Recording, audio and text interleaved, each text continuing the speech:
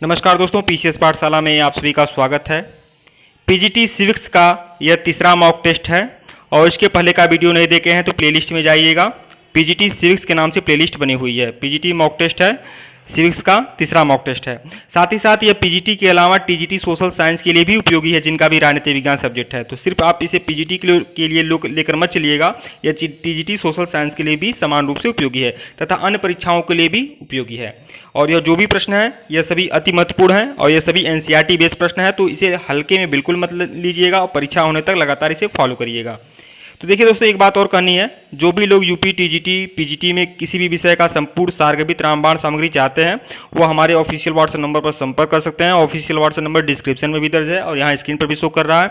TGT PGT किसी भी subject का पूरा सारगर्भित रामबाण मटेरियल मिलेगा आपको। साथ ही साथ आप लोग को हम अपने ग्रुप से भी ऐड कर देंगे, जहाँ आप लोग को बहुत ही अच्छी खासी पीडीएफ मिलती रहेगी और हमारे जो भी पीडीएफ होते हैं वह रामबाण होते हैं परीक्षा के लिहाज से। अगर परीक्षा होने तक लगातार इसको फॉलो करेंगे तो परीक्षा में 100% सफलता सुनिश्चित है। और लगातार इस तरह के मॉक टेस्ट के जो पीडीएफ हैं वह भी आप लोग को प्रोवाइड कराए जाते रहेंगे। तो आइए शुरुआत करते हैं। तो जिनको भी चाहिए मटेरियल, किसी भी सब्जेक्ट का मटेरियल चाहिए तो हमारे ऑफिशियल व्हाट्सएप नंबर पर संपर्क कर सकते हैं। देखिए, पहला प्रश्न है आप लोग को स्क्रीन पर, निम्नलिखित कथनों पर विचार करिए। लोकतंत्र का मूलभूत विचार है कि लोग नियमों को बनाने में भागीदार बनकर खुद शासन करें। तो यह तो सही है, लोकतंत्र का मूलभूत विचार है कि लोग नियमों को बनाने में भागीदार बनकर खुद शासन करें। तो सत्य है कि लोग नियम बनाते हैं और फिर अपने ही भागीदारी करते हैं, अपने ही चुनाव वोट देते हैं और फिर शासन होता है।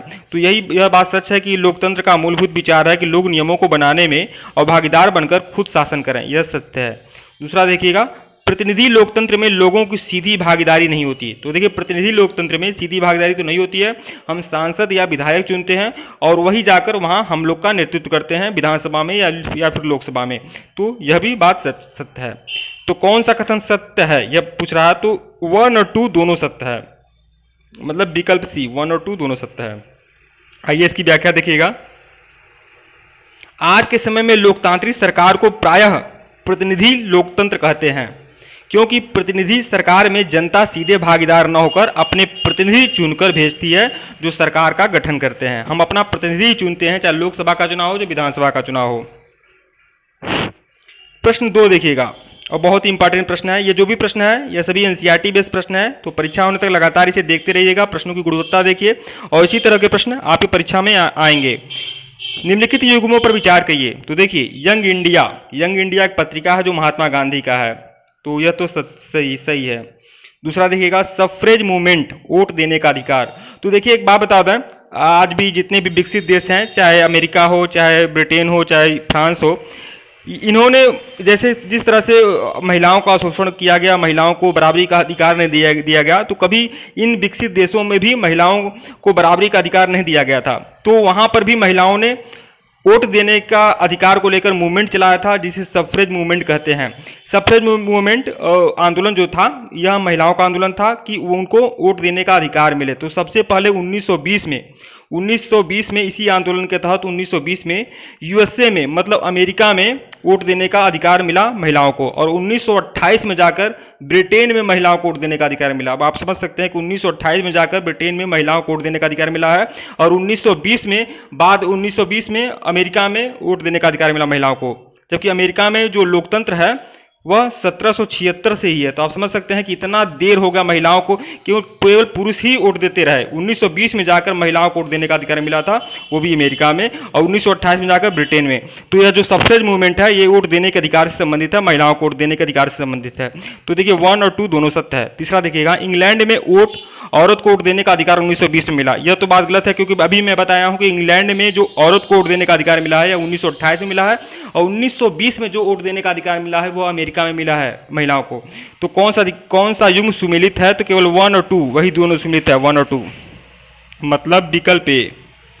इसकी व्याख्या देखिएगा, यंग इंडिया नामक पत्रिका का संपादन गांधी जी करते थे। संपूर्ण यूरोप और अमेरिका में महिलाओं गरीबों द्वारा वोट देने की मांग की गई तथा उसके लिए उन्होंने संघर्ष किया। प्रथम विश्व युद्ध के दौरान महिलाओं द्वारा मताधिकार के लिए किया जा रहे आंदोलन ने और तेजी पकड़ी और उसे सफ्रेज मूवमेंट कहते हैं। तो 1920 का वक्त था, आप समझ सकते हैं, वह प्रथम विश्व युद्ध का ही वक्त था, उसे सफ्रेज मूवमेंट कहते हैं।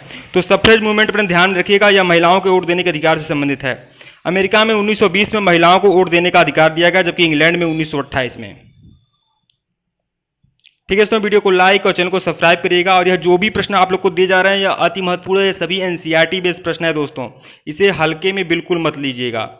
और जो भी लोग हमारे कोर्स को ज्वाइन करना चाहते हैं टीजीटी पीजीटी के लिए, चाहे उनका कोई भी सब्जेक्ट हो, वह हमारे ऑफिशियल व्हाट्सएप नंबर पर जरूर संपर्क कर सकते हैं। आपको पूरा का पूरा संपूर्ण सारगर्भित रामबाण सामग्री दिया जाएगा और इस तरह के जो भी मॉक टेस्ट के पीडीएफ हैं वह भी आप लोग को प्रोवाइड किए जाएंगे। अगर परीक्षा होने तक अगर आप लोगों ने हमको फॉलो कर लिया तो आपको 100% सफलता मिलेगी ही मिलेगी, क्योंकि हमारे द्वारा जो भी पीडीएफ दिए जा रहे हैं वह अति महत्वपूर्ण है, इसे हल्के में कदापि मत लें। वीडियो को लाइक और चैनल को सब्सक्राइब करेगा दोस्तों। धन्यवाद आप लोग को।